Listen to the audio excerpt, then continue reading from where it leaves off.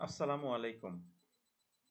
সবাইকে স্বাগত জানাচ্ছি অনলাইন ক্লাস কার্যক্রমে ইতিহাস বিভাগ ঢাকা কলেজ কর্তৃক আয়োজিত আজকের এই আয়োজন। আমি আব্দুল্লাহ শরীফ, প্রভাষক, ইতিহাস বিভাগ, ঢাকা কলেজ, ঢাকা। সুপ্রিয় শিক্ষার্থীরা, আমরা জানি পুরো পৃথিবী কোভিড-19 বা করোনার এই সংকট কাল অতিক্রম করছে এবং বাংলাদেশও এই শীত প্রধান সময়ে খুব কঠিনভাবে আমরা এই সংকটকালীন সময় পার হচ্ছি। তো আমরা সবাই চেষ্টা করি একটু নিরাপদে থাকার, সচেতন থাকার, সামাজিক দূরত্ব বজায় রাখার, জাতীয় স্বাস্থ্যবিধি মেনে চলার। সাথে সাথে যেহেতু আমরা পড়াশোনার সাথে সম্পৃক্ত, তো আমাদের উচিত হবে অনলাইন ক্লাস কার্যক্রমের সাথে যুক্ত থেকে আমাদের পড়াশোনাটা এগিয়ে নিতে। মাননীয় প্রধানমন্ত্রী, মাননীয় শিক্ষামন্ত্রী সহ, মাননীয় শিক্ষা উপমন্ত্রী সহ, ঢাকা কলেজের অধ্যক্ষ মহোদয় স্যার এবং আমার বিভাগীয় প্রধান সহ সমস্ত শিক্ষক এই শিক্ষা কার্যক্রমকে এগিয়ে নেওয়ার জন্য সর্বাত্মক চেষ্টা করে যাচ্ছেন।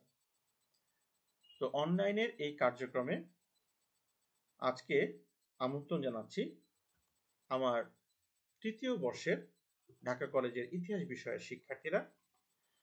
বরাবরের মতোই আমাদের পত্রের শিরোনাম সম্পর্কে আমরা জানি পশ্চিম এশিয়ার ইতিহাস 1560 থেকে 1914। আজকে আমাদের আলোচনার বিষয়বস্তু নির্ধারিত হয়েছে গ্রিক স্বাধীনতা যুদ্ধের কারণ, ঘটনা ও ফলাফল। তাহলে শুরু করা যাক আজকের আলোচনা। 1453 খ্রিস্টাব্দে অটোমান সুলতান দ্বিতীয় মুহাম্মদ কর্তৃক কনস্টান্টিনোপল এর বিজয়ের মাধ্যমে হেলেনিক সভ্যতার পাদপীঠ যে গ্রিসের স্বাধীনতার সূর্য অস্তমিত হয়। গ্রিক পণ্ডিতরা তাদের বহু শতাব্দীর সঞ্চিত জ্ঞান ভাণ্ডার দিয়ে ইউরোপে গমন করে রেনেসাঁর জন্ম দেয় এবং তাদের পতনের কারণে অনুসন্ধান করতে থাকে। পরবর্তীকালে 1821 খ্রিস্টাব্দে বা 1821 সালে সুলতান দ্বিতীয় মাহমুদের রাজত্বকালে তুর্কি সুলতানের দুর্বলতা ও ইউরোপীয় শক্তিবর্গের সহযোগিতায় গ্রিকগণ স্বাধীনতার জন্য আন্দোলন শুরু করে এবং 1832 সালে স্বাধীনতা প্রাপ্তির মাধ্যমে এই আন্দোলনের জবনিকাপাত ঘটে। এবার আসা যাক এই গ্রিক স্বাধীনতা যুদ্ধের কি কারণ ছিল। প্রথম যে কারণটি নিয়ে আলোচনা করব সেটি হচ্ছে তুরস্কের রাজনৈতিক অদূরদর্শিতা। মূলত তুরস্কের রাজনৈতিক অদূরদর্শিতায় গ্রিক স্বাধীনতা আন্দোলনের কারণ। তুর্কিরা রণনৈপুণ্যের দক্ষ হলেও শাসনে অনভিজ্ঞ ছিল, ফলে গ্রিকদের স্বাধীনতা সংগ্রামের পথ রুদ্ধ হয়। গ্রিকদের স্বায়ত্তশাসনের কথা যদি বলতে হয়, যে তুরস্ক সুলতানদের অধীনে গ্রিকরা স্বায়ত্তশাসন ভোগ করতে থাকে। তারা তাদের মতামত ও ধর্ম পালনে মুসলিম শাসকদের কাছ থেকে সম্পূর্ণ স্বাধীনতা ভোগ করতে থাকে। সে ধর্মীয় স্বাধীনতা ও স্বায়ত্তশাসনই গ্রিকদের নতুনভাবে সচেতন করে তোলে, ফলে গ্রিক জাতীয়তাবাদ মাথাচাড়া দিয়ে ওঠে। তৃতীয় যে বিষয়টি নিয়ে আলোচনা করব, সার্বীয়দের স্বাধীনতা সংগ্রামে অনুপ্রেরণা। বলকান অঞ্চল সম্পর্কে আমরা জানি। তো বলকান অঞ্চলে প্রথম স্বাধীনতার জন্য লড়াই করে সার্বিয়া। 1804 সালে তুরস্কের বিরুদ্ধে বিদ্রোহ করে। বলকান অঞ্চলের দেশটির স্বাধীনতা সংগ্রামের নেতৃত্ব দেন মিলাচে আব্রোনোভিচ। সার্বিয়া স্বাধীনতা লাভ না করলেও তা প্রতিবেশী গ্রিকদের অনুপ্রাণিত করে। এছাড়া কি ছিল? মুসলিম খ্রিস্টান বিদ্বেষ। তুরস্কের সুলতান ছিলেন মুসলমান আর গ্রিকদের সুলতান ছিলেন স্লাভ ও খ্রিস্টান। ফলে স্লোভ ও খ্রিস্টান বলছি। ফলে রাশিয়ার ধর্মীয় প্রচারণায় গ্রিকরা সুলতানদের বিরুদ্ধাচরণ করতে থাকে। এছাড়া ছিল হচ্ছে প্রাচীন গ্রিক সাহিত্য। অষ্টাদশ শতকের শেষার্ধে প্রাচীন গ্রিক ভাষা ও সাহিত্য চর্চার মাধ্যমে গ্রিকরা জাতীয়তাবাদী চেতনায় উদ্বুদ্ধ হয়ে ওঠে। তাদের সাহিত্যিকগণ গ্রিসের প্রাচীন সভ্যতা ও ঐতিহ্যের কথা মনে করিয়ে দেয়, ফলে গ্রিক স্বাধীনতা আন্দোলন জাগ্রত হয়ে ওঠে। এবার আসা যাক গ্রিক স্বাধীনতা যুদ্ধের কি ঘটনাগুলো ছিল। প্রথমে যে ঘটনাটি সবচেয়ে বেশি প্রতীয়মান হয় বা চাক্ষুষ প্রতীয়মান হয় তা হচ্ছে মালদোভিয়ার বিদ্রোহ। 1821 খ্রিস্টাব্দে বা 1821 সালের 6 মার্চ আলেকজান্ডার ফ্লাইসিনান্সিয়াল তুরস্কের সুলতানের বিরুদ্ধে মালদোভিয়ায় সর্বপ্রথম বিদ্রোহের পতাকা উত্তোলন করেন। রাশিয়ার যিনি জার ছিলেন আলেকজান্ডার গ্রিক স্বাধীনতা আন্দোলনে সাহায্য দানে প্রতিশ্রুতিবদ্ধ হন, কিন্তু মেটার্নিকের বিরোধিতায় তিনি সাহায্য এবং উৎসাহ দানে বিরত থাকা শুরু করেন। ফলে তুরস্কের সুলতান স্বীয় আধিপত্য মালদোভিয়ায় পুনঃপ্রতিষ্ঠা করতে সক্ষম হন। মামারিয়া ও ইজায়ান দ্বীপপুঞ্জে বিদ্রোহ।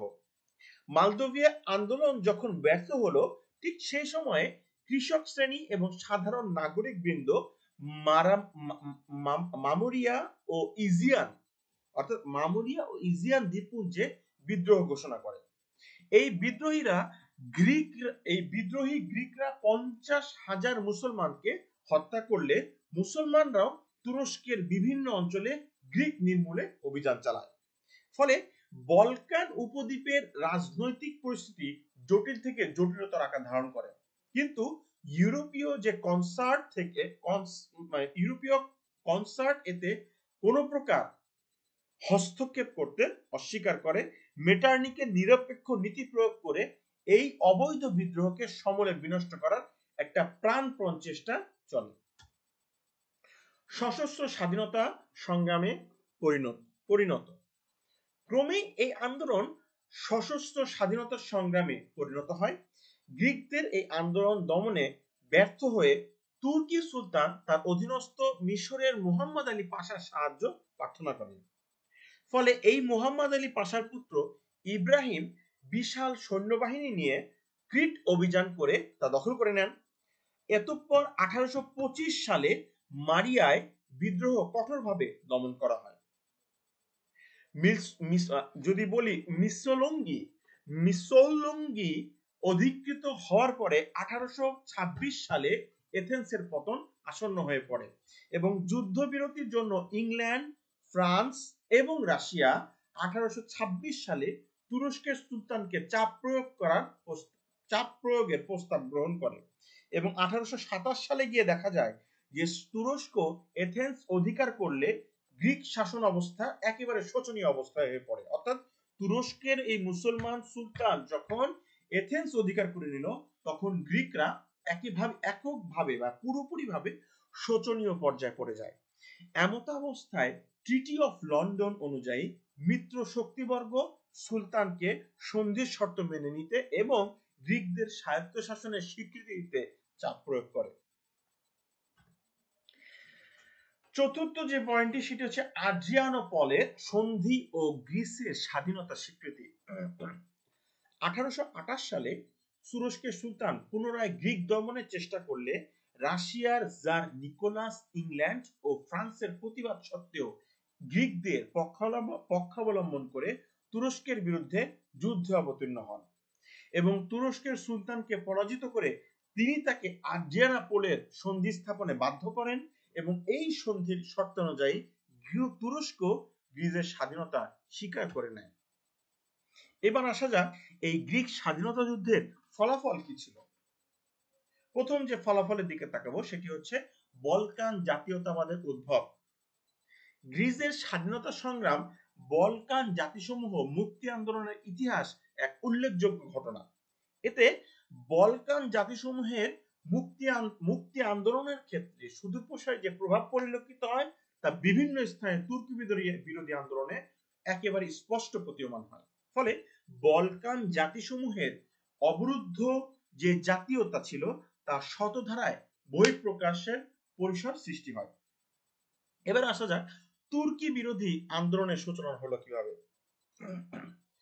গ্রিসের স্বাধীনতা লাভের ফলে তুর্কির শাসনাধীন বলকান যে অঞ্চলগুলো ছিল অন্যান্য স্বাধীনতাকামী খ্রিস্টান জাতিসমূহ মনে করে আশা ও উৎসাহের সঞ্চার হয় এবং কালক্রমে এই বলকান অঞ্চলে বিভিন্ন স্থানে তুর্কি বিরোধী আন্দোলনের সূচনা লক্ষ্য করা যায়। এবার রাজনীতিতে কিভাবে প্রভাব পড়েছিল। গ্রিক স্বাধীনতা ভিয়েনা কংগ্রেসের নীতি, যার আলেকজান্ডারের পবিত্র চুক্তি ও মেটার্নিকের প্রতিক্রিয়াশীল নীতিতে প্রচন্ড আঘাত হানে। ফলে বৃহৎ শক্তিবর্গ ভিন্ন ভিন্ন আঙ্গিকে প্রতিফলিত হলে প্রাচ্য সমস্যা আরো ঘনীভূত হয়। এই গ্রিক স্বাধীনতা সংগ্রামে দেখা যাচ্ছে যে রাশিয়ার প্রভাব এবং প্রতিপত্তি আস্তে আস্তে ধীরে ধীরে বৃদ্ধি পায়, প্রত্যক্ষভাবে বৃদ্ধি পায়। কিভাবে? তুরস্কের সুলতান ট্রিটি অফ আড্রিয়ানোপোলে স্বাক্ষর করায় রাশিয়ার নীতির সাফল্য সূচিত হয় এবং ভূমধ্যসাগরীয় অঞ্চলে তাদের প্রভাব ও প্রতিপত্তি ধীরে ধীরে বাড়তে থাকে। নিকট প্রাচ্য সমস্যার কি সূচনা হলো? মিশরের মুহাম্মদ আলী পাশার নিকট হতে সাহায্য গ্রহণ এবং রাশিয়ার নিকট পরাজয় স্বীকারের ফলে তুরস্কের দুর্বলতা আরো স্পষ্ট প্রতীয়মান হয় এবং তুরস্কের যে অভ্যন্তরীণ ও সামরিক দুর্বলতা দুটোই কিন্তু নিকট প্রাচ্যে এই সমস্যা, প্রাচ্য সমস্যার উদ্ভব হয় এবং মালদোভিয়া এবং ওয়ালাচিয়া পূর্ণ স্বায়ত্তশাসনের কথা যদি বলতে হয়, ট্রিটি অফ আড্রিয়ানোপোলের এর শর্তে বলা হচ্ছে যে তুরস্ক এই মালদোভিয়া ও ওয়ালাচিয়াকে পূর্ণ স্বায়ত্তশাসন প্রদানে বাধ্য হবে। এর ফলে তুরস্ক বিস্তীর্ণ অঞ্চল হাতছাড়া হয়ে যাবে। তো দেখা যাচ্ছে যে আলোচনার এই পর্যায়ে এসে বলা যায় যে ইউরোপ তথা বিশ্ব ইতিহাসে গ্রিক স্বাধীনতা যুদ্ধ একটি গুরুত্বপূর্ণ ঘটনা। অটোম্যান সুলতান দ্বিতীয় মুহাম্মদের রাজত্বকালে গ্রিস মুসলমানদের অধীনস্থ ছিল। আবার বলছি, অটোম্যান সুলতান দ্বিতীয় মুহাম্মদের রাজত্বকালে গ্রিস মুসলমানদের অধীনে ছিল বা কারায়ত্ত ছিল।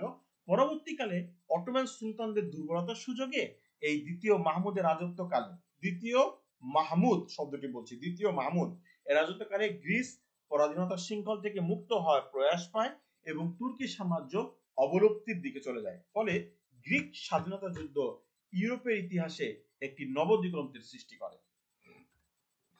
তো এই ছিল মূলত আমাদের আজকের আলোচনা। তো আজকের আলোচনায় একটি বিষয় আমরা বুঝতে পারলাম যে গ্রিক স্বাধীনতা যুদ্ধ কি কি কারণে ঘটেছিল, এর ঘটনাটা ধারাবাহিকভাবে কি ঘটেছিল এবং এর ফলাফলটাও মূলত কি রকম হয়েছিল ইউরোপের ইতিহাসে। অর্থাৎ গ্রিক স্বাধীনতা যুদ্ধ ইউরোপের ইতিহাসে অবশ্যই নবদিগন্তের সৃষ্টি করেছিল। তো সকলকে অসংখ্য ধন্যবাদ এবং আবারও বলছি, তোমরা এই করোনা সংকটকালীন সময়ে বাসা বাড়িতে অবস্থান করবে, নিজের স্বাস্থ্যের প্রতি খেয়াল রাখবে, বা যারা বয়োজ্যেষ্ঠ আছে, যারা তোমাদের বয়সে ছোট আছে, সকলের দিকে খেয়াল রাখতে। এবং একটি কথা না বললেই নয়, আমাদের শিক্ষকদের জন্য তোমরা দোয়া করবে, কারণ অনেক শিক্ষক অসুস্থ আছেন, অনেকে এখনো শারীরিক সমস্যার মধ্যে আছেন। তো আমরা চাবো যে সবাই যেন সবার জন্য দোয়া করে। আমরাও দোয়া করি তোমাদের পরিবার নিয়ে যেন সুস্থ এবং সুন্দর থাকো এবং চেষ্টা করবে যে জাতীয় স্বাস্থ্যবিধি মেনে সমাজে চলাফেরা করতে, সামাজিক দূরত্ব বজায় রাখতে, সাবান পানি দিয়ে অবশ্যই নিয়মিত কিছুক্ষণ পর পর 10 মিনিট, 5 মিনিট বা 20 মিনিট পর পর হাত ভালো করে পরিষ্কার রাখতে, কারণ আমাদের সমস্ত রোগ জীবাণু ছড়ায় কিন্তু এই দুয়ারটার মাধ্যমে। তো আমরা চাই যে আমাদের হাত সবসময় পরিষ্কার থাকুক, সাবান পানি দিয়ে পরিষ্কার রাখবে। একটু মনে রাখতে হবে, নিজের পরিবারকে যদি সুস্থ রাখা যায় তাহলে সমাজটা সুস্থ থাকবে, আর সমাজটা সুস্থ থাকলে কিন্তু দেশটা ভালো থাকবে, সুস্থ থাকবে। তো এজন্য সবার কাছে আমি দোয়া প্রত্যাশা করি এবং আমাদের যারা এই দেশটাকে, যারা কিনা মানে প্রশাসনিক কাজে বিভিন্নভাবে জড়িত রয়েছেন, আমাদের মাননীয় প্রধানমন্ত্রী, মাননীয় শিক্ষামন্ত্রী, যিনি করোনা আক্রান্ত হয়েছেন, মাননীয় শিক্ষামন্ত্রী, তার জন্য আমি দোয়া কামনা করছি তোমাদের সবার কাছে। মাননীয় শিক্ষা উপমন্ত্রী, তার জন্য দোয়া প্রার্থনা করছি। তারা কিন্তু অবিচল পরিশ্রম এবং চেষ্টা করে যাচ্ছেন আমাদের এই শিক্ষা কার্যক্রমকে সুন্দরভাবে যাতে আমরা এগিয়ে নিতে পারি। আমরা কিন্তু কোনোভাবেই চাই না আমাদের শিক্ষা কার্যক্রমকে বাধাগ্রস্ত হোক কোনো কিছুর দ্বারা। এই করোনা থাকবে না, আমার বিশ্বাস। মানুষ অনেক কিছুই জয় করেছে, নিশ্চয়ই এই করোনাকেও জয় করবে। আমার বিশ্বাস, আমাদের বিশ্বাস, আমরাই পারি আমাদের পরিবারকে সুস্থ রাখতে, আমরাই পারি আমাদের সমাজ এবং দেশকে সুন্দর রাখতে। আর এর জন্য যেটা আমাদেরকে করতে হবে, যারা আমার শিক্ষা সংক্রান্ত কাজে জড়িত, আমাদের কাজটা হচ্ছে, যারা আমার শিক্ষার্থী আছি, আমার শিক্ষার্থী যারা আছো, তাদের একটাই কাজ, পড়াশোনাটা ঠিক মতো বাসায় করতে হবে, অনলাইনে ক্লাস কার্যক্রমে যুক্ত থাকতে হবে, এবং আগামী পরীক্ষার জন্য, আগামীতে যখন পরীক্ষা শুরু হয়ে যাবে তার জন্য প্রস্তুতি গ্রহণ করতে। এই এই সংকট থাকবে না, আমরা এই সংকট জয় করব, এই সংকট মুক্ত হব। আশা করি সবাই ভালো থাকবে, সবাই আমাদের জন্য দোয়া করবে। এই পর্যন্তই, আগামী ক্লাসে আবার দেখা হবে। আসসালামু আলাইকুম।